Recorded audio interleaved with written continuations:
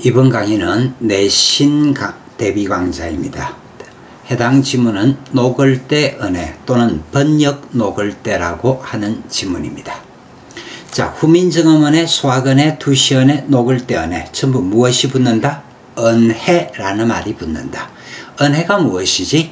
한자를 우리말로 해석을 한 것을 은혜라고 합니다.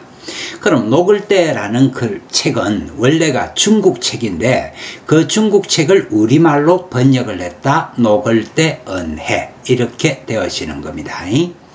그런데 이 녹을 때 은혜를 왜 배우느냐? 우리가 지금 공부를 하고 있는 것은 중세 국어의 특징 또는 국어의 역사를 지금 살펴보고자 하는 건데, 가령 후민정음 같은 경우는 15세기 우리 표기법을 배우는 것이라고 했을 때 수학은혜는 16세기 표기를 배우는 것, 그럼 녹을 때 은혜는 17세기에 들어와서 우리말의 표기가 어떻게 달라졌는가, 그런 것들을 배우는 거라고 생각을 하시면 됩니다. 근데 후민정음이나 수학은혜에 비해서는 그 난이도가 낮기 때문에 조금 편안하게 해설 강의를 들어가도록 하겠습니다. 자, 우선 본문을 보시면 너난 고려 사람이여니 또 어디 하느니람을 잘 하나뇨 라고 되어 있네요. 자, 너난 그랬는데 자, 15세기 16세기까지는 그래도 모음조화가 조금 지켜졌다 치면 여기서는 모음조화 파괴 현상이 보여지죠. 어째서 모음조화 파괴 현상이냐? 일단 여러분들 여기 보시면 음성 언어가 나와 있는데 여기는 양성 언어가 나와 있더라. 그래서 모음조화 파괴 현상이 나타난다라는 거 생각을 해보시고요. 고려 사람이여니 고려의 사람이다. 그래서 고려인이다 라는 얘기인데, 자, 시옷이라는 것이 사이소리 표기. 그래서 현대국어에서 관형격 조사에 의라는 것이 사용이 되어지는데 중세국어의 사이소리라는 것이 관형격 조사 의와 같은 거다라고 생각을 하시면 됩니다. 후민정음에서 나랏 말싸미 했을 때 그때 시옷하고 여기에 고려 사람 했을 때 시옷하고 같은 거라고 생각을 하시면 됩니다. 그래서 고려 사람이여니 고려인인데 그냥 그런 정도로 이해를 해주시면 되겠고요. 또 어찌 지금 이런 부분들 같은 경우도 아직까지 국염화 현상이 나타나지 않았구나 라고 생각을 하시면 됩니다. 그 다음에 이런 것들을 의문사라고 이야기를 하는데 아마 학교 그 고일 내신에서 의문사까지 다루어지지는 않을 거라고 보고요. 혹시라도 의문사 강의를 학교쌤이 언급을 했다 치면 그는 쌤한테 다시 설명을 해주세요 라고 이야기를 하면 그때 설명을 하도록 하겠습니다. 하느니람이라 그랬는데 하느니람 그러니까 중국말 하기 이런 정도로 해석을 해주면 됩니다. 중국말을 잘 하느냐. 그래서 지금 여기 봐보면 나뇨라는 것이 나와 있는데 이게 지금 의문형 어미 아니겠느냐. 그러니까 현대국어로 치면 밥 먹었니? 밥 먹었습니까? 습니까? 이런 것들이 의문형 어미거든요. 그래서 여기서 나뇨라는 것이 의문형 어미가 혼란이 일어나고 있다. 이런 정도만 잡아주시면 되겠고요. 그래서 원래대로 한다면 1인칭 주어, 3인칭 주어와 2인칭 주어에서 의문형 어미가 달라지게 사용이 되고 있는 것이 아니냐. 그런데 그 고일 내신이기 때문에 이 정도까지는 뭐 굳이 필요가 없을 거라고 생각을 합니다.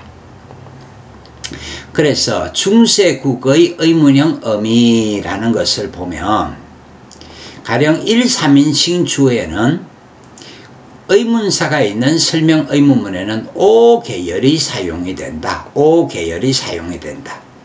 그러니까 오 계열이라는 것이 무슨 말이냐면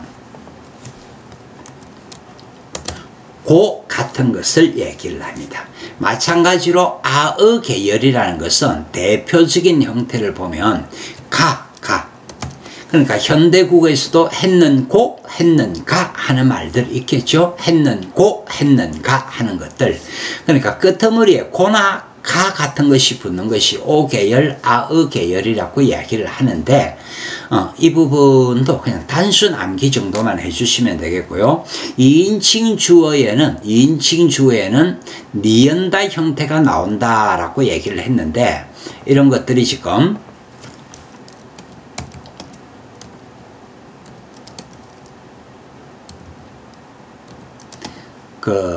난다, 는다의 형태라고 생각을 하시면 됩니다. 난다, 는다. 여기서 난다는 사실은 아래아가 붙어야 되는데요. 아래아 난다 또는 는다.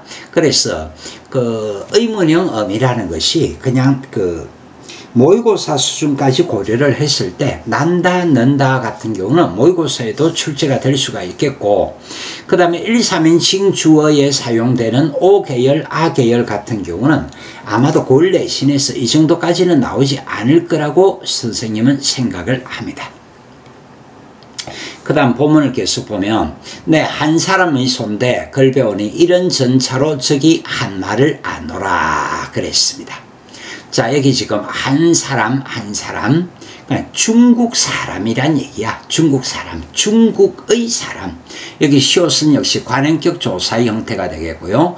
의손대 중국인에게서 그를 배호다. 자, 중세 국어에서는 배호다가 되어 있습니다. 현대 국어에서는 배우다라는데 중세 국어에서는 배호다. 이런 전차는 우리가 본 적이 있죠. 후민정음에서 까닭 이유. 지금 이런 것들을 사멸어라고 해도 되고 소멸어라고 해도 되는 겁니다. 이건 학교 선생님이 어떤 말을 쓰느냐에 따라서 따라가 주시면 되겠고요. 이런 전차로 저기 그냥 조금 이런 정도로 해석을 해 주시면 되겠습니다. 그 다음에 한말이라는 것은 그냥 중국말을 안다. 그 정도 해석해 주시면 되겠고요. 번역 녹을 때 해석이 그다지 까다롭지는 않습니다. 네 손대 글 배운다 그랬는데 네 손대 누구에게 그런 얘기입니다. 누구에게 글 배운다. 여기 지금 니은다의 형태 의문형 어미가 붙어 있다. 그래서 기본형은 배호다고 배호다에 니은다가 붙어 있는 형태들. 그래서 니는 누구한테 글을 배우느냐 그런 이야기가 되겠습니다. 그 다음에 니 손대라는 형태가 나와 있는데 이것도 그냥 누구에게 해석만 할 줄 알면 됩니다. 이 단순 암기. 한학당에서 글 배워라. 니 무슨 글을 배운다? 노노맹자 소학을 늙어라. 그런데 한학당이라는 것은 그냥 우리가 익숙한 말로 하면 서당 중국 서당에서 지금 여기 있는 것은 그냥 에서 정도로 자연스럽게 해석을 해주면 되겠고요. 글을 배워라 배운다 그냥 자연스럽게 해석해 주시면 됩니다. 글 배운다. 니 무슨 글을 배운다? 역시 니은다의 형태가 나와 있거든요. 니은다의 형태 의문형 어미. 그러니까 누구에게 무슨 글을 배우느냐? 누구에게 무슨 글을 배우느냐? 노노와 맹자와 소학을 늙어라. 여러분들 소학은혜는 들어본 적이 있을 겁니다. 소학은혜가 아동용 수신서라고 했을 때 어린아이들이 배우는 책. 그러면 노노나 맹자나 소학 같은 책을 서당에서 공부를 한다. 그러니까 옛날식으로 얘기를 하면 서당인데 요즘식으로 얘기를 하면 초등학교 단계에서 논어, 맹작, 소학 같은 책을 배운다. 그런 얘기가 되겠습니다. 그 다음에 늙어라, 읽어노라 라는 형태인데 과거형 시제다. 그래서 과거형 시제인데 지금 이 읽어노라 라고 이렇게 되어 있으면 그냥 평서형 문장으로 해석을 해줘야지 이걸 갖다가 읽어라 하는 명령형으로 해석을 하면 안 되더라. 그런 정도 감 잡아 주시고요. 니 매일 무슨 공부하느냐? 계속해서 난다, 는다, 의문형 어미 형태가 나와 있습니다. 매일 이른 새벽에 일어나. 그러니까 아직까지 두언법칙이 나타나지 않은 거고요. 학당에가 스승님께 글을 배우고, 그래서 일단은 스승님께 글을 배운다라는 얘기고요. 학당에서 노하든 여기서 학당에서 노하다라는 것은 요즘식으로 얘기를 하면 방과 후에, 그러니까 학교를 마친 후에, 학당에서 노하던 방과 후에, 그 다음 집에 와 밥 먹기를 마치고, 여러분들 여기서 지금 맞다 정도가 시험에 나올 수 있는 문제가 되겠는데, 원래 기본형을 잡아주라 그러면 치읓 받침이거든요. 치읓 받침을 여기서는 시옷 받침으로 적었다. 팔종성법이 적용되고 있다. 팔종성법, 우리 팔종성법 어디서 많이 들어본 소리죠. 그래서 팔종성법이 사용되고 있다. 그 정도 생각을 하시면 되겠고, 또 학당이가 서품 쓰기를 하고,